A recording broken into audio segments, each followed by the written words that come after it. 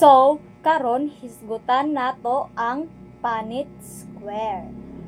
Usa kini sa important nga tool sa genetics. So, unsa ang Punnett square?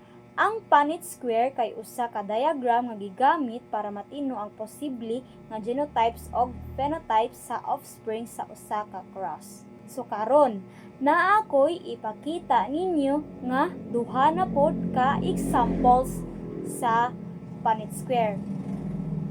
Dili siya actually nga duha ka example kay ang unang akong ipakita nga example kay ang monohybrid nga example.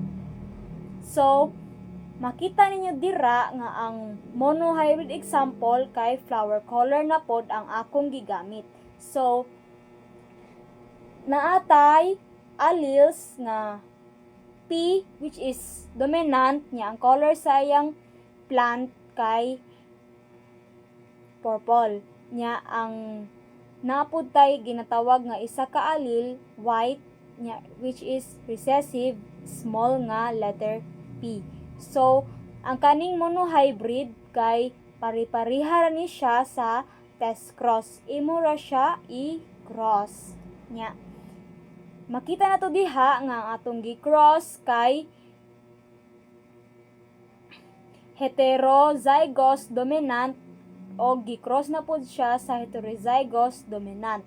So, naggawa ta og table nya ang resulta ang atong genotypic ratio kay 1/4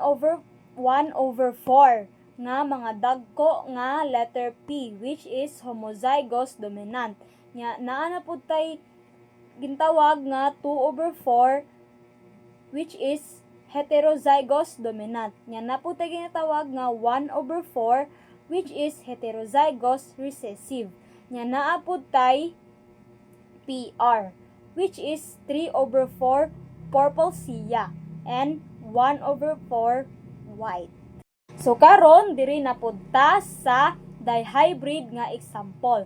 So ang ato example kay flower color and ang height sa iyang plant. So ang atong gibutang dira sa big nga letter P kay color purple nga dominant og ang small letter P nga white which is recessive.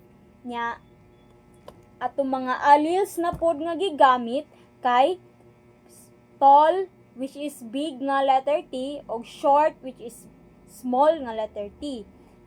Makita na to diha nga atong gi cross na pod siya but ang kaning dihybrid kay 2 ni siya ka mga alleles nga 2 or more alleles nga i-cross. So kung mag-cross ta atong gamiton ang FOIL method. So dara ang atong nagama nga table which is kani ang atong gi-table. Unya base sa results sa atong table naatay GR nga 1/16 homozygous dominant.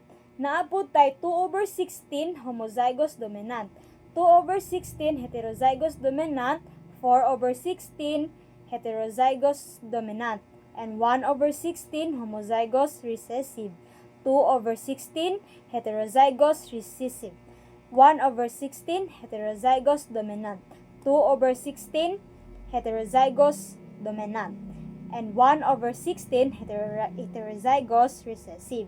So, naatay gitawag nga PR. So, base sa table, atong gi-ihap kung pila ang purple o tall. So, pag ihap nato, naatay 9/16 ka purple o tall. Nya, 3/16 nga purple short and 3/16 white and tall and 1/16 white og short. Kung itotal na to sila tanan 16/16.